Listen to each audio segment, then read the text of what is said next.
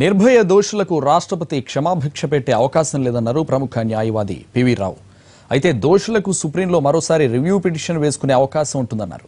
వ్యవస్థలో లోపాల వల్లే ఈ తరహా ఘటనలు జరుగుతున్నాయంటున్న పివి రావుతో ఢిల్లీ నుండి మా ప్రతినిధి ప్రసాద్ ఫేస్ టు ఫేస్.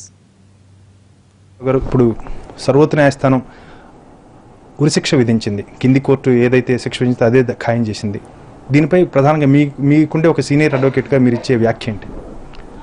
ఇది సుప్రీంకోర్టు నిర్ణయం, అది సరైన నిర్ణయం. అది ఎందుకంటే 2 కోట్ల కింద వాళ్ళు మనసు విధించారు. అది దానిలో ఏదో బలవత్తర కారణం ఉంటే తప్ప సుప్రీంకోర్టు దాన్ని మార్చే అవకాశం లేదు. అందులో బలవత్తర కారణం ఏం కనపడలేదు సుప్రీంకోర్టుకు.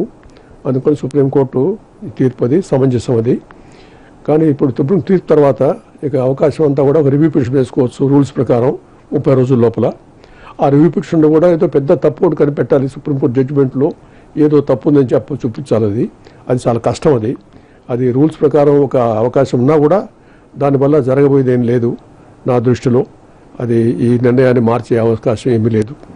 ఆ రివ్యూ పిటిషన్ దాన్ని కనుక తోసిపుచ్చినట్టయితే సుప్రీంకోర్టు దాని తర్వాత మళ్ళీ క్యూరేటివ్ పిటిషన్ వేసుకోవచ్చు. అది కూడా అందులో కూడా అవకాశాలు చాలా తక్కువ. కాబట్టి ఈ నిర్ణయం అన్ని విధాలు నా దృష్టిలో ఇది ఫైనల్ నిర్ణయం. దీనికి మళ్ళీ తిరుగులేదు.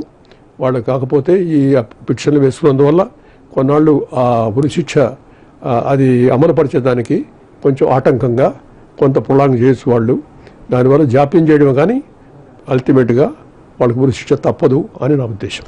రాష్ట్రపతికి క్షమాభిక్ష ఇవ్వమని చెప్పి అడుగునే ఈ కేసులో రాష్ట్రపతి కానీ ఎవరు కానీ క్షమాభిక్ష పెట్టే అవకాశం లేదు ఇందులో.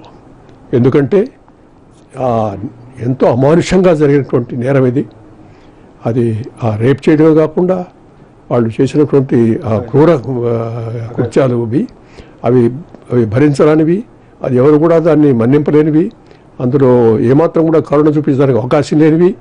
ఇది చాలా భయంకరమైనటువంటి నేరం. దీన్ని ఎవరు కూడా దాన్ని సహించలేరు. అందుకని రాష్ట్రపతి క్షమాభిక్షకు కూడా అవకాశాలు లేవని నా ఉద్దేశం.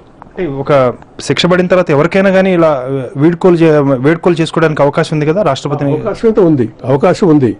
సుప్రీంకోర్టు తీర్పు ఎప్పుడైతే ఫైనల్ అయిపోతుందో అది అయిన తర్వాత మన రాష్ట్రపతికి క్షమాభిక్ష పెట్టుకోవడానికి అవకాశం ఉంది. కానీ దానివల్ల క్షమాభిక్ష దొరుకుతుందని మాత్రం నాకు ఏమాత్రం ఆశ లేదు. అది దొరకకూడదు కూడా.